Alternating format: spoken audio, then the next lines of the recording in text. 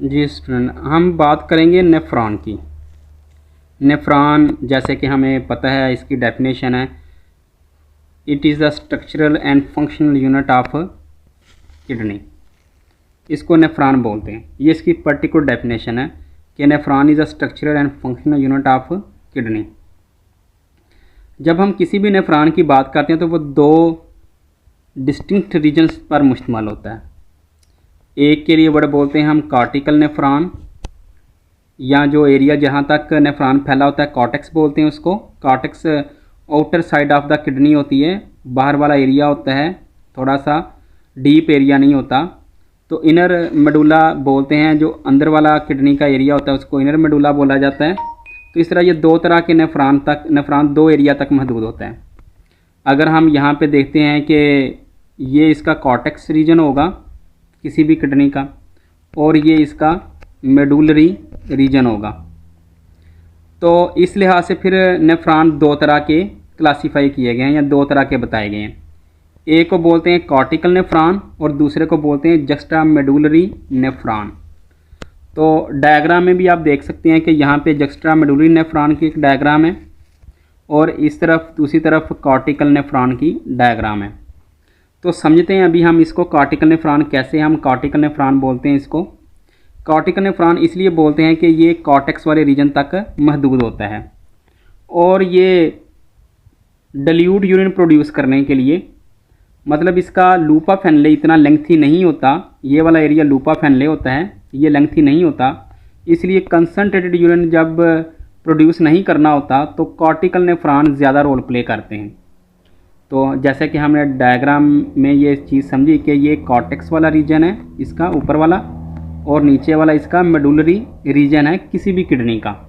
तो जो nephron cortex वाले रीजन तक महदूद है उसको कॉर्टिकल नेफ्रॉन बोलेंगे, और जो कॉर्टिकल और मेडुलरी रीजन तक महदूद है उसको जक्स्टा मेडुलरी नेफ्रॉन उसके लिए वर्ड बोला जाता है। जैसे कि यहाँ पे देखें, जक्स्टा मेडुलरी नेफ्रॉन जो है वो ऐसा स्ट्रक्चर होता है जो कंसनट्रेटेड यूरिन प्रोड्यूस करने के लिए होता है, क्योंकि इसका लूपा फैनले ज़्यादा इलांगेटेड होता है और लूपा फैनले की वजह से यहाँ पे रीअब्जॉर्प्शन ऑफ वाटर भी ज़्यादा होती है। तो इस लिहाज से हम ये कहते हैं कि जब कंसनट्रेटेड यूरिन प्रोड्यूस करना हो तो जक्स्टा मेडुलरी नेफ्रॉन की हम बात करते हैं। नेफ्रॉन के नेक्स्ट स्ट्रक्चर के बारे में जब हम देखते हैं तो यहाँ पे हमें कुछ और चीज़ें भी स्टडी करना होती हैं। जैसा यहाँ पे सबसे पहले हम अगर नेफ्रॉन के स्ट्रक्चर में देखते हैं तो बोमेन कैप्सूल नाम का स्ट्रक्चर मौजूद होता है। ये बोमेन कैप्सूल जो है ये कप लाइक स्ट्रक्चर है, कप शेप स्वेलिंग है, इसको बोमेन कैप्सूल का नाम दिया जाता है। ये वाला एरिया जिसको बोमेन कैप्सूल कहा जाता है जो येलो कलर का है। इस कप शेप स्ट्रक्चर के अंदर ग्लोमेरुलस मौजूद है। ग्लोमेरुलस यहाँ पे ये दिखाया गया है कि ये ग्लोमेरुलस है। ग्लोमेरुलस यहाँ पे ब्लड कैपिलरीज को कहते हैं। एफिरेंट आर्टरीयूल्स ब्लड लेके आती हैं किडनी के cup like structure Bowman capsule की तरफ, और फिर ये डिवाइड होके सब डिवाइड होके कैपिलरीज में चेंज हो जाती हैं, और ये जो गुच्छा है बॉल लाइक स्ट्रक्चर है कैपिलरीज का, इसको ग्लोमेरुलस बोलते हैं। और ये ऐसे ही वर्क करेंगी जैसे किसी पाइप के आगे हम अंगूठा फंसाते हैं ताकि प्रेशर डेवलप हो सके। तो एफिरेंट आर्टरीयूल्स बड़े ल्यूमन की होंगी, उनका होल ज़्यादा होगा, और कैपिलरीज का होल कम होता है। तो ये ऐसे ही एक्ट करेंगे जैसे हमने पाइप के आगे अंगूठा फंसाया हुआ है ताकि प्रेशर डेवलप हो और प्रेशर से फिल्ट्रेशन हो सके। नेक्स्ट भी इसी के बारे में बताया जा रहा है, एफिरेंट एंड इफिरेंट आर्टरीयूल्स। एफिरेंट वर्ड बोला जाता है टू वर्ड के लिए और इफिरेंट वर्ड बोला जाता है अवे फ्रॉम्स के लिए। तो इसलिए जो ब्लड वेसल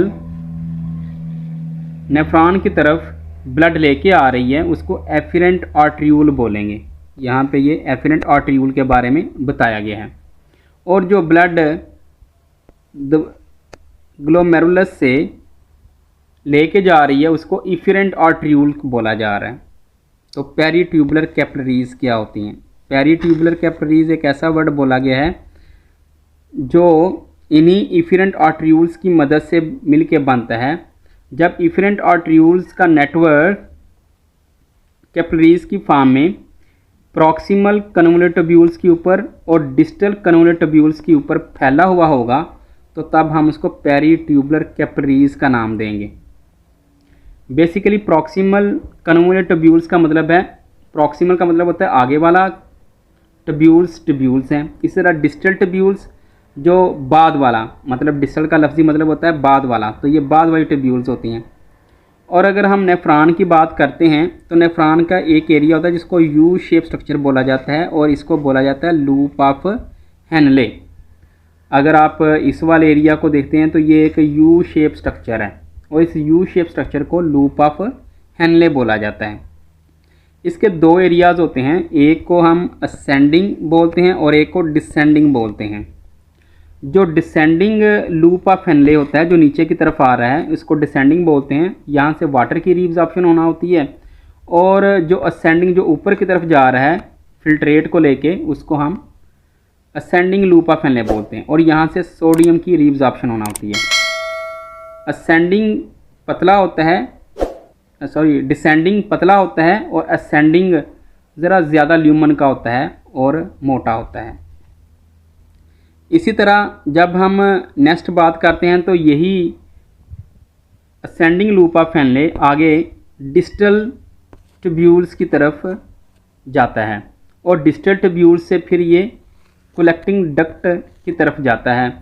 और जितना भी फिल्ट्रेट है वो कलेक्टिंग डक्ट से नीचे वाले एरिया जहाँ पे पेल्विस होगा, इस वाले एरिया में अपना यूरिन ड्रॉप कर दिया जाएगा। और पेल्विस कैविटी की सूरत में होती है किडनी के, जिसको हमने प्रीवियस लेक्चर में देखा है। अच्छा, तो यहाँ पे एक और स्ट्रक्चर मौजूद होता है जिसको वासा रेक्टा बोला जाता है। वासा रेक्टा क्या होता है? वासा रेक्टा यही जो कैपिलरीज होती हैं, जब ये डाउन आती हैं तो U shape loop of Henle के ऊपर काइल्ड हो जाती हैं और इस स्ट्रक्चर को बोला जाता है वासा रेक्टा। और यूरिन फार्मेशन की बात करें तो हम यूरिन फार्मेशन की बात इस तरह कर सकते हैं कि ब्लड के अंदर जितनी भी चीज़ें शामिल होती हैं, ब्लड सेल्स, इसके अलावा वाटर होता है और बहुत सारे मिनरल्स होते हैं और साथ इसके वेस्ट होता है, नाइट्रोजनस वेस्ट। तो ब्लड सेल कभी भी नेफ्रॉन से या ग्लोमेरुलस से आगे प्रॉक्सिमल और लूप ऑफ हेनले तक नहीं पहुंचता है, ब्लड सेल्स नहीं पहुंचते। ब्लड सेल एफिरेंट आर्टरियूल्स से आते हैं, ग्लोमेरुलस कैपिलरीज से गुजरते हैं और इफिरेंट आर्टरियूल्स के ज़रिए बाहर चले जाते हैं। बाकी water, ammonia, urea, uric acid, glucose और इस तरह की चीज़ें जो साल्ट्स हो सकती हैं, सोडियम, पोटाशियम, वो इस फिल्ट्रेट की फॉर्म में किडनी के नेफ्रॉन से मूव करते हैं। तो इस तरह यूरिन फार्मेशन की बात जो है इसके फंक्शंस में की जा सकती है।